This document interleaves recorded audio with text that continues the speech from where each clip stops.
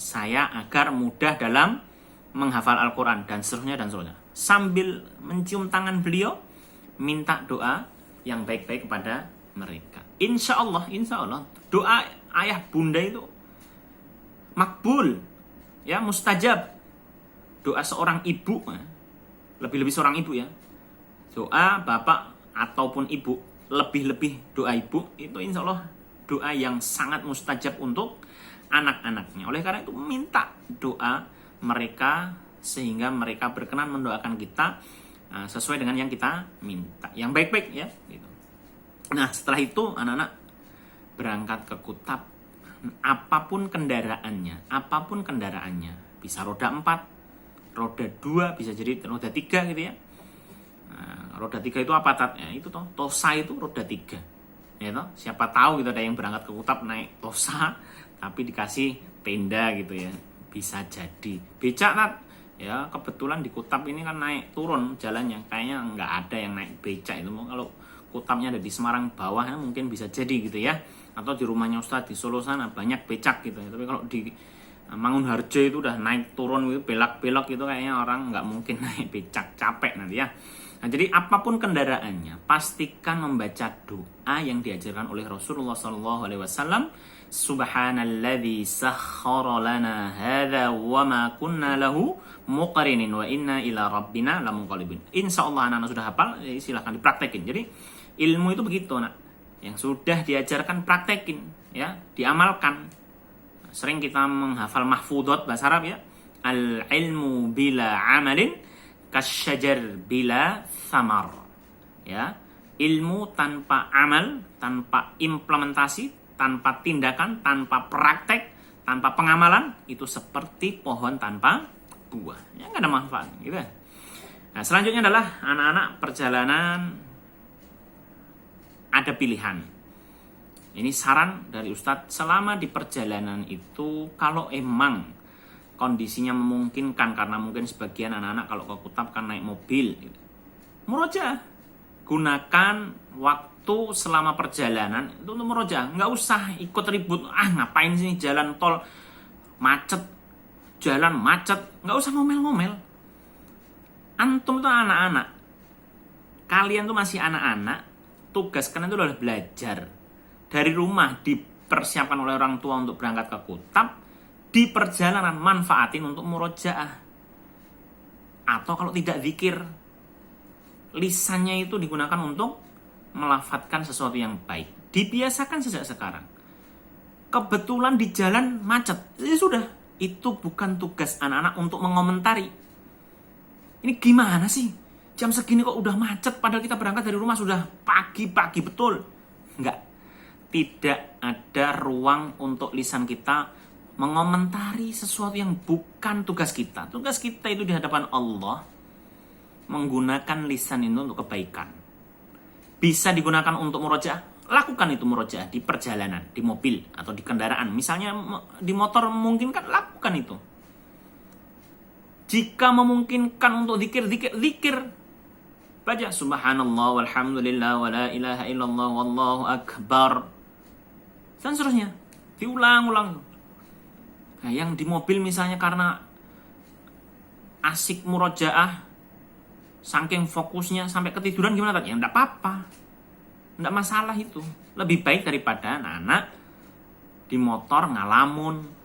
Di motor malah bercanda sama temannya, sama adiknya.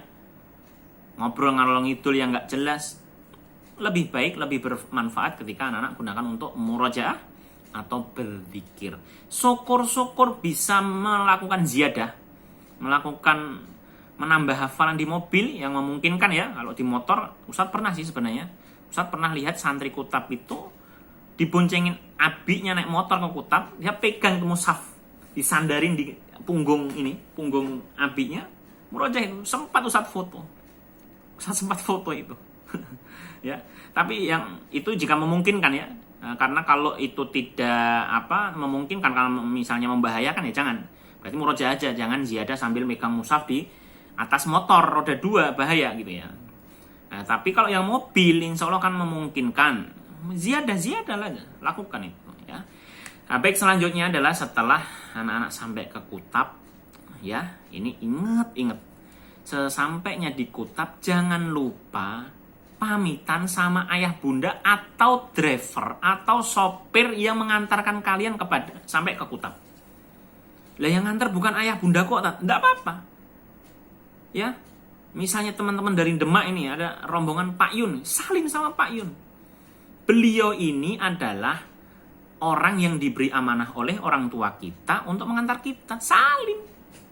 Tapi kan bukan bapak saya, enggak apa-apa.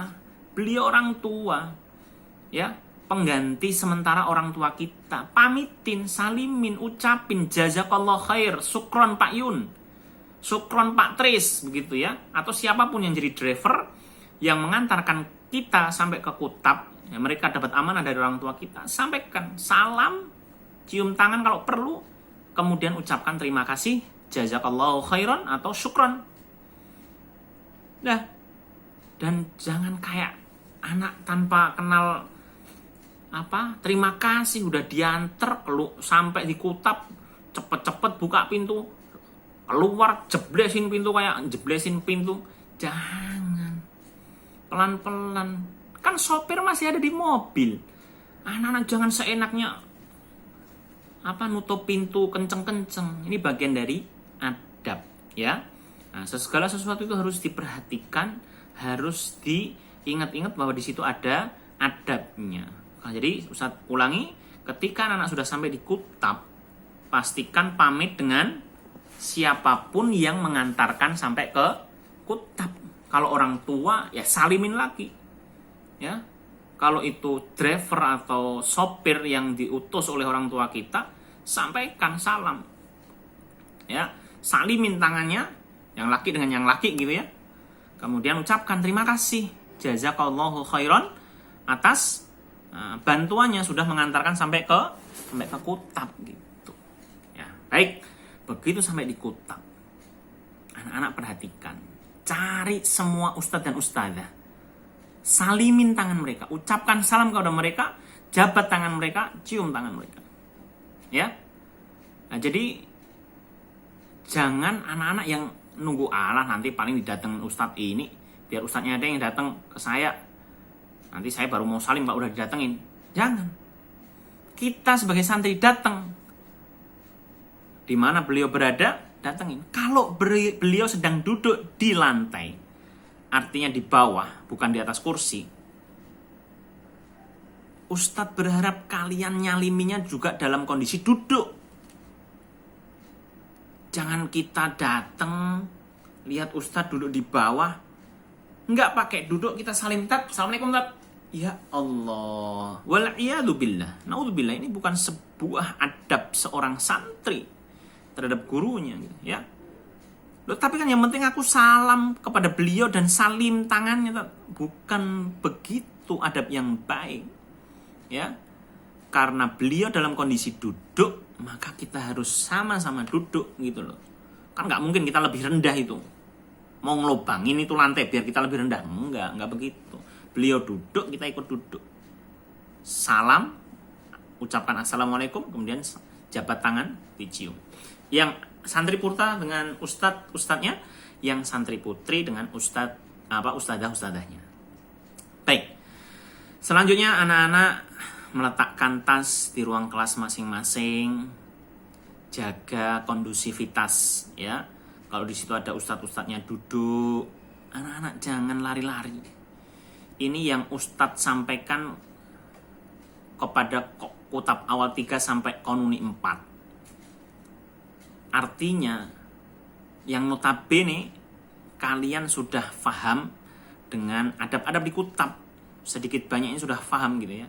Artinya kalian bukan Kutab awal 1 yang baru saja masuk ke Kutab. Maka tolong sekali, adab ketika ada ustadzahnya duduk di lantai kalian harus perhatikan. Jangan jadi anak yang masa bodoh. Ustadzahnya duduk di lantai kalian lari-lari gitu. Itu tidak sopan, ya. Itu bukan bukan adab seorang santri yang paham terhadap ilmunya. Selanjutnya kita bicara masuk ke dalam kelas. ketika ustadz dan ustadzahnya sudah memulai pembelajaran, itu santri, ustadz sampaikan, tetap menjaga wudhu. Ya, jika sudah batal maka sebelum masuk kelas wudhu terlebih dahulu.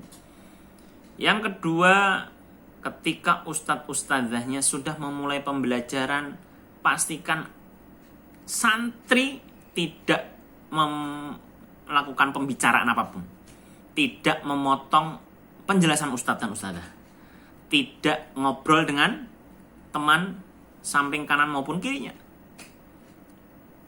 tangan anteng, ya, badan fokus, tenang, memperhatikan ustadz dan ustadzah. Karena kalian sudah bukan kutab awal ini ya, karena sudah bukan kutab awal, sehingga sudah waktunya ketika kalian masuk ke kelas itu kalian siap menerima ilmu.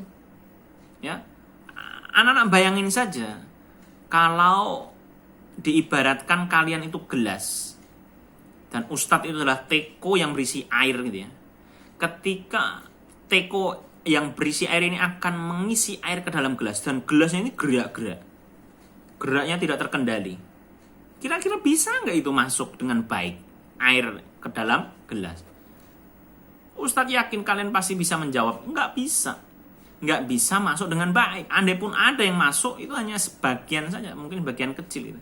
Sama ketika ustadz-ustadzahnya menyampaikan ilmu, mengajarkan pelajaran, kalian gaduh gerak sana kemari, ngobrol dengan teman sebelahnya, ya sulit untuk memahami penjelasan ustadz dengan baik.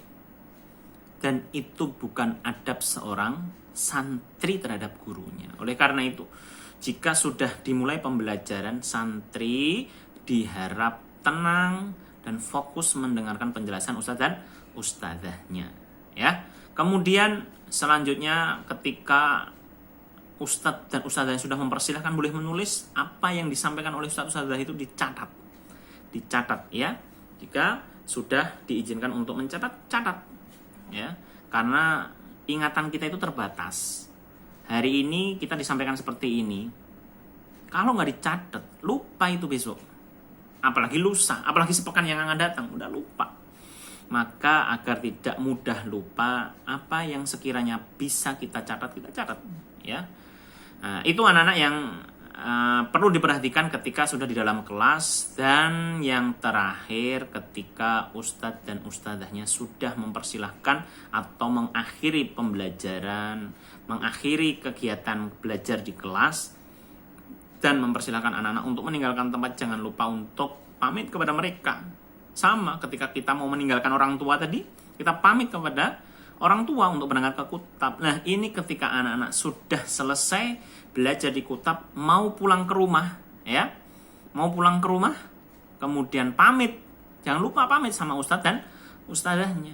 Yang santri putra pamit kepada ustadz-ustadznya sambil salim dan cium tangan. Yang santri putri kepada ustadzah-ustadzahnya demikian juga.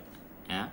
Nah, itu beberapa hal yang perlu diperhatikan ketika anak-anak ingin menuntut ilmu kepada ustadz dan ustadzahnya, sejak dari rumah, kemudian di perjalanan, hingga tiba di kutab, kemudian masuk ke dalam kelas, hingga kemudian di akhirnya pembelajaran dan anak-anak pamit untuk kembali pulang ke rumah masing-masing. Mudah-mudahan bisa difahami, mudah-mudahan bisa diamalkan dengan baik, sehingga kita dijadikan oleh Allah orang-orang yang senantiasa menuntut ilmu dan mengamalkannya.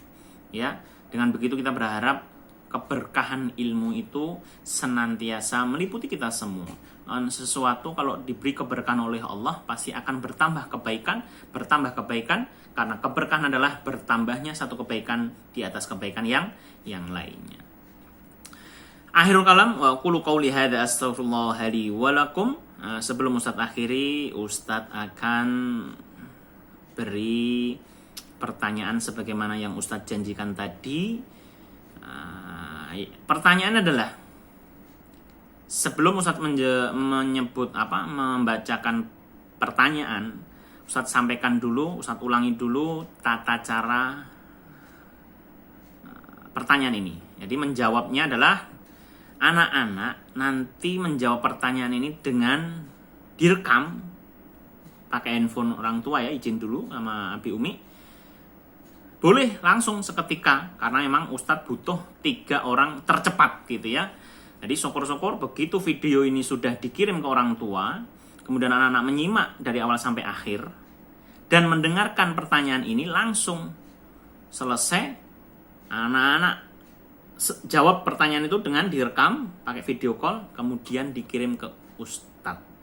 Ya, dikirim ke Ustadz.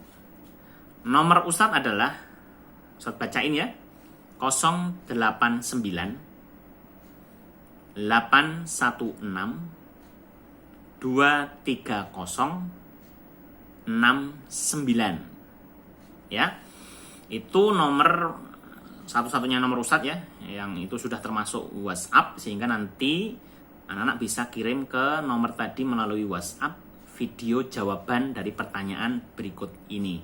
Nah, siapapun nanti yang pertama bisa menjawab 3 orang pertama ya, insya Allah Ustadz akan beri hadiah dan diberikan ketika nama 3 orang ini tadi berangkat ke Kutab ya, setiap sepekannya yang 1 kali itu, yang ketika tatap muka ke Kutab, insya Allah.